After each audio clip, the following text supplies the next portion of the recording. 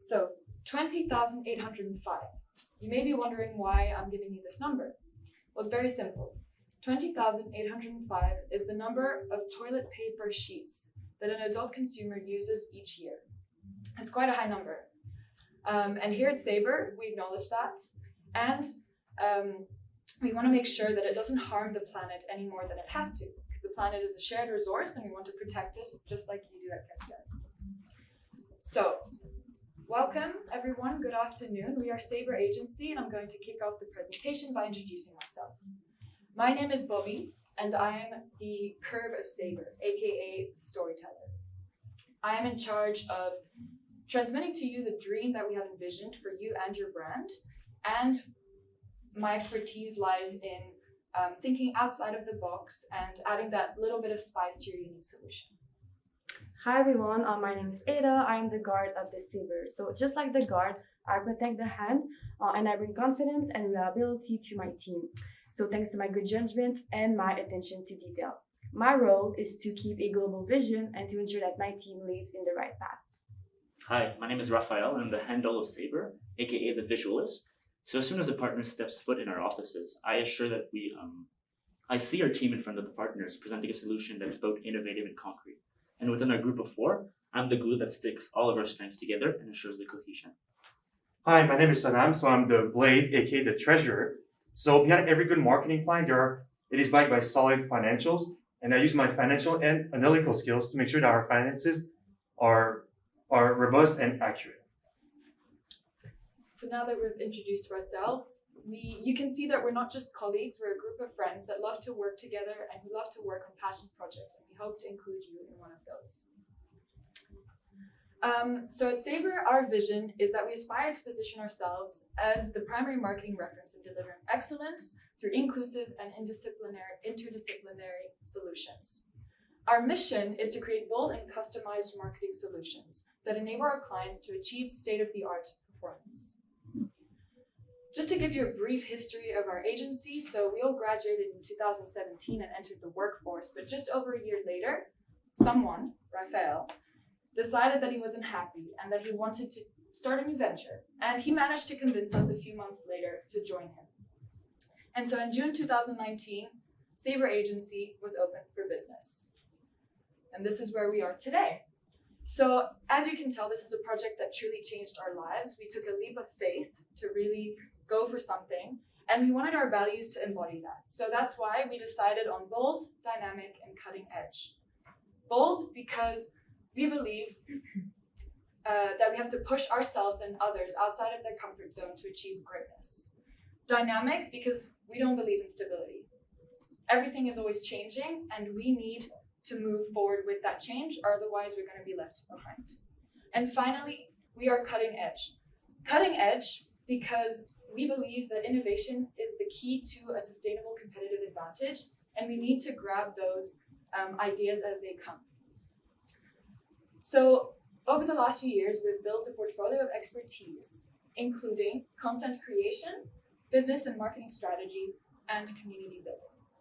Some of our clients include Gymshark, Ted Baker, Cirque du Soleil, and so on. For instance, with Gymshark, we created a network of influencers, which eventually increased sales and revenue, as well as increased brand awareness in general.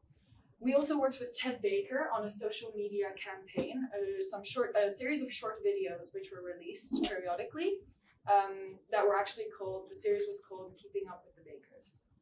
So that was a great way to get the brand out and so on. And so after this, we urge you to choose sharpness. Optez pour la précision.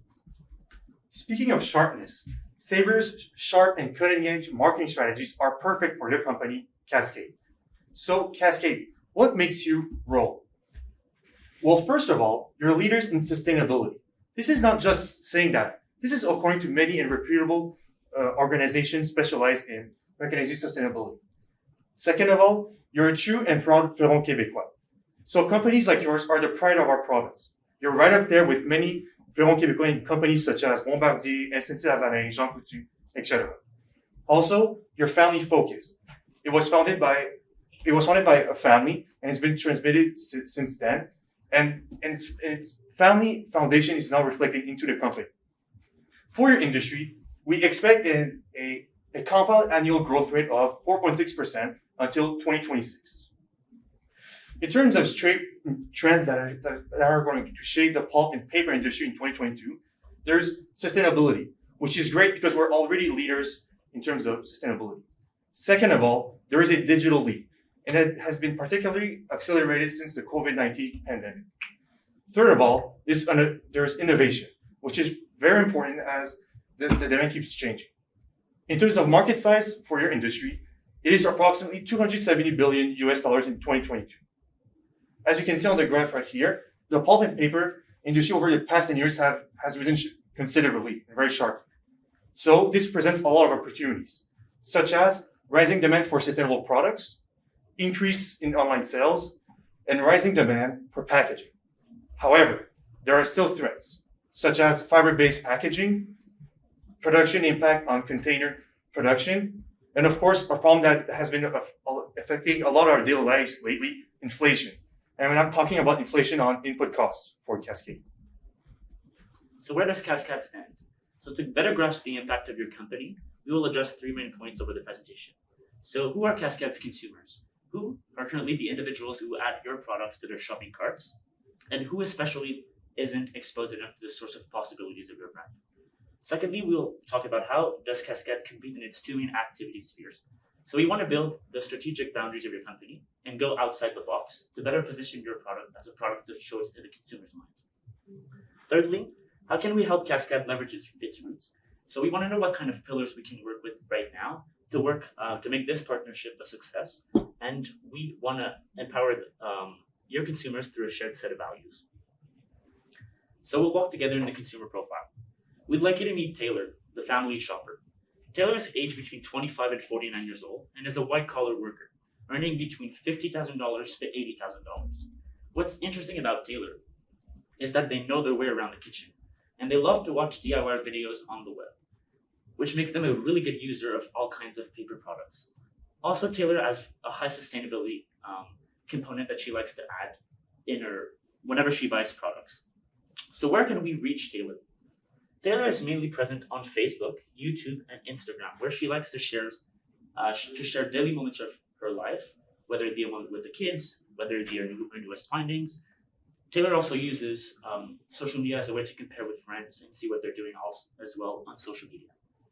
As for communication preferences, Taylor really likes to use user-friendly apps, e-commerce, softwares, and also television when she watches TV with the kids.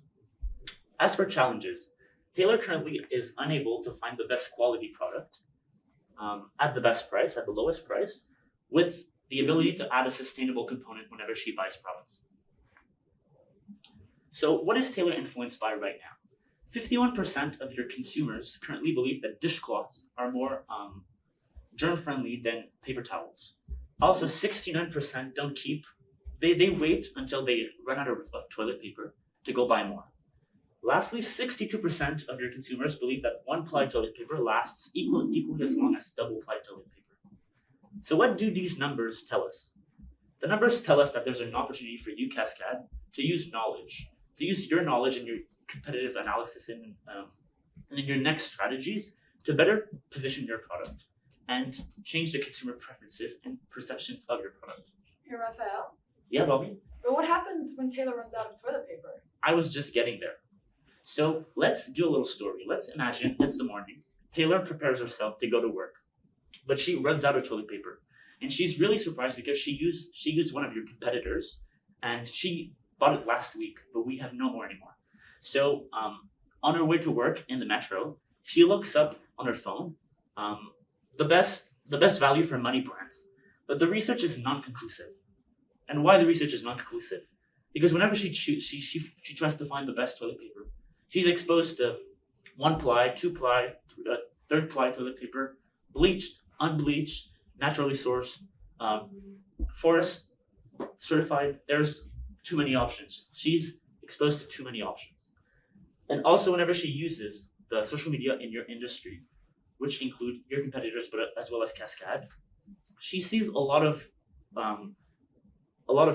marketing campaigns that are focused on the sustainability aspects as well as your internal components of the company rather than product focus. So we see here an opportunity to change some of the marketing aspects to our product focused marketing. So what does Taylor do next? She sends a text message to her friend Alex to ask about their preferred brand. So Alex answers that their preferred brand is Fluff and Tough because their kids love the little bunnies and the toilet paper is also really soft and resistant. Later that day, Taylor has a work dinner at a fancy restaurant and needs to use the bathroom. And when she used the bathroom, she's forced to use itchy, scratchy one-ply toilet paper, which kind of ruins her experience at the restaurant. So it shows that the experience people have in the bathroom of a company is just as important as the experience on the table. So we see here, because toilet paper is just a product that we all use, we all know the product, but we don't know the brand behind the product most of the time. So we see here an opportunity for Cascade to help business owners improve their brand image. So let's now get into the competitive analysis. So now dinner's over, it's 8 p.m. and Taylor, she needs to go on a paper toilet run. So she goes to her local store. So what does she see? So she's in the aisle and she sees your 4 main competitors. So she sees 4 brands. She sees Kruger Products, she sees Irving Consumer Products, Procter & Gamble, and Kimberly-Clark. And just like you, these 4 brands have subcategories. So they have, just like you with Fluff and Tough, they have sub-brands of paper towel and toilet paper. So for instance, Procter & Gamble has Charming and Bounty. And we can see that these 4 brands have a very high market share. So we can see at the top, Kruger Products has about almost 37% market share. All 4 of these brands rate very highly into brand image, and to some extent, they all focus on sustainability, with Irving Consumer Products and Kimberly-Clark having a higher focus. So we created 2 positioning maps for your 2 business models. So your first business model is with the B2B, so for your suppliers. So you sell industrial paper and packaging to your suppliers. So we can see here that the 2 main brands, WestRock from International Paper, rate very highly into brand recognition, but not as much into sustainability.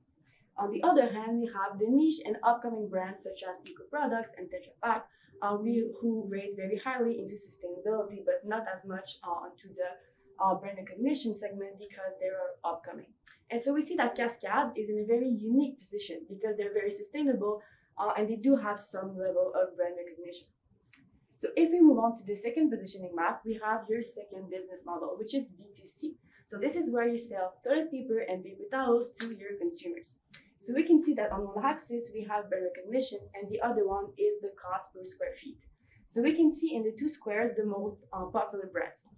And what is common to those brands is that they're very high into brand recognition and they're not as costly in terms of cost per square feet, but they do have a very strong and defined brand image, which is why consumers love them. So now Taylor, she sees all those opportunities, all these options, and she's a bit overwhelmed. So she goes onto social media and she's like, what brand should I buy? And so what she's going to see is that your consumers, they're not following you as much on social media. And what we can see is that on Twitter, Facebook, and Instagram, your followers, they don't have as much brand recognition. And as we can see, yes. Sorry. And as you can see, the brand engagement is much lower onto your accounts than onto your competitors' accounts. So I'm now going to pass it on to Sanam for the marketing analysis. So we'll now move on to the marketing analysis, and we'll do analysis of your current company and not just the competitors on your company. So how does Cascade compare in terms of social media? So we made a few observations according to your different social media. For YouTube, we noticed that you have human-centric videos that are geared towards sustainability, that are more type of educated. For Facebook, it's a little bit of everything. There's job postings, company news and updates, and employee news. For Instagram, what we notice is that there are many posts have icons with informative caption, but although the content is there is no effective delivery. So when people see that post, they could be confused and it's not captivating for people who are on social media. For Twitter, there are a lot of reposts from other platforms, and in our opinion, there's a lot of ineffective use of hashtags. And finally, for LinkedIn, you have many followers on that platform, more than 45,000, and it's mostly employee-focused posting. So So with our observations, we noticed that there are opportunities to seize. First of all, you can create a more strategy product-centric focus. So really to use social media to advertise your products on it.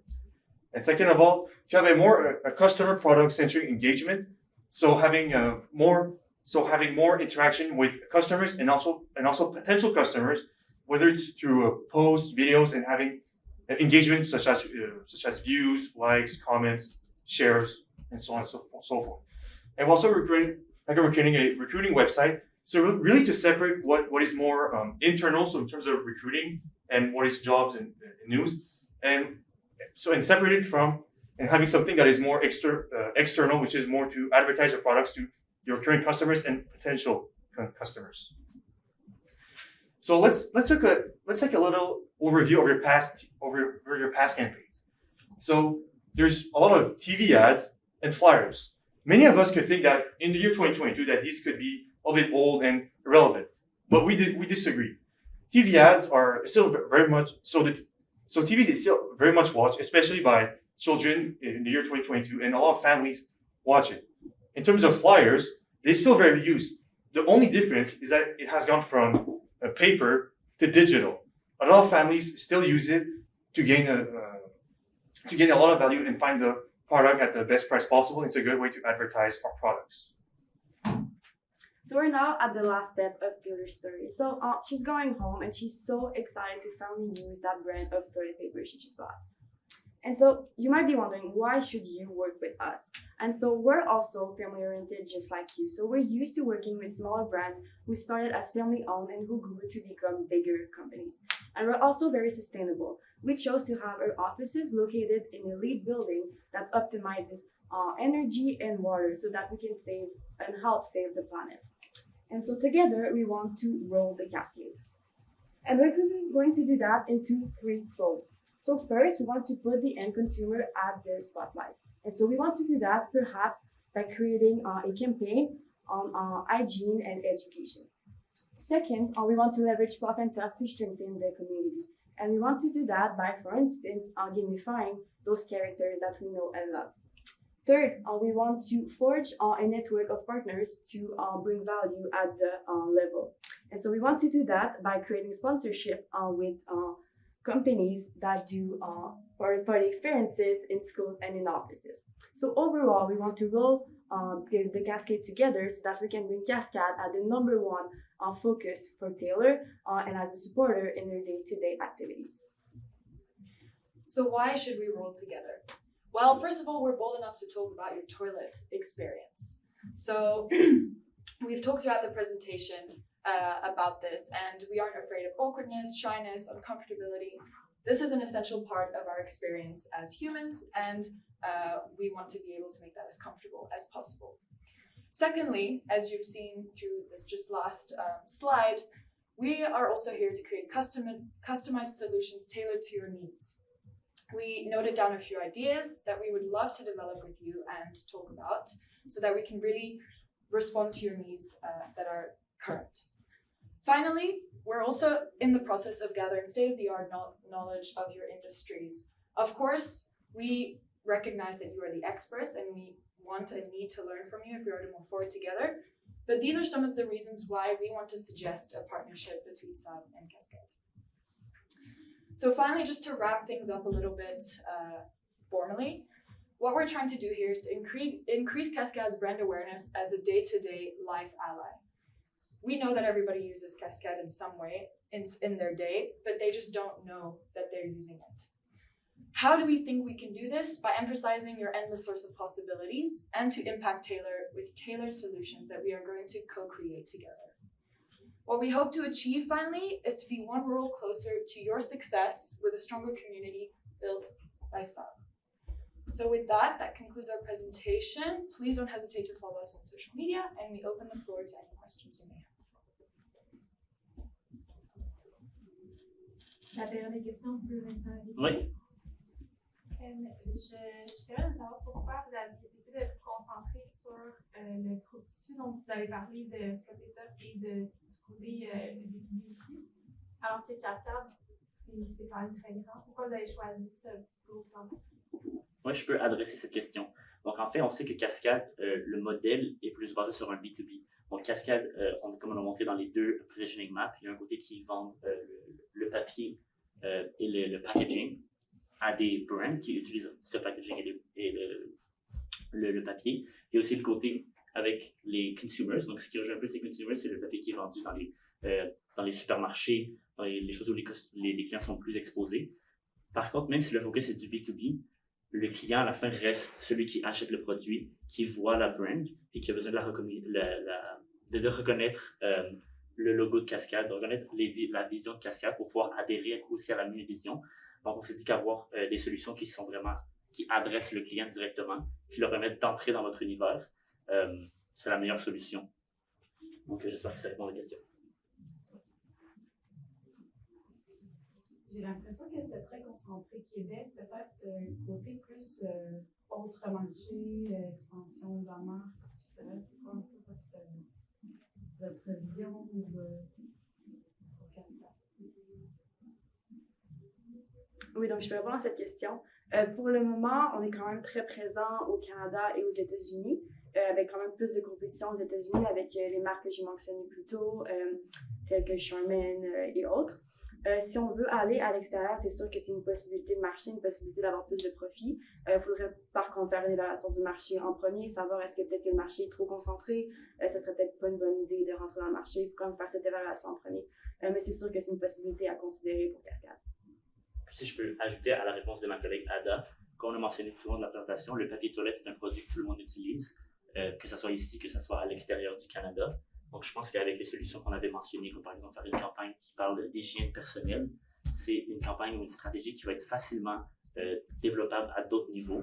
Donc, on pourrait commencer, comme mentionné, on fait un indice qui est vraiment plus Canada, mais comme les besoins sont les mêmes un peu partout, si la compétition le permet, on pourrait vraiment facilement entrer dans d'autres marchés.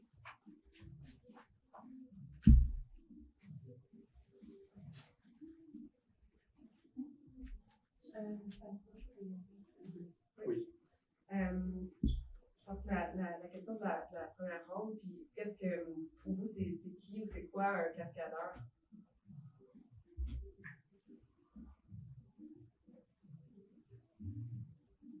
Oui, donc je peux répondre à cette question. Je pense que pour nous, un cascadeur, c'est applicable à plusieurs niveaux. De un côté, c'est applicable à nos consumers, donc comme on l'a mentionné plus tôt, c'est la personne qui achète le produit à la fin de la journée, donc le personal shopper, celui qui fait le shopping pour la famille. Donc ça peut être le cascadeur, celui qui utilise le produit.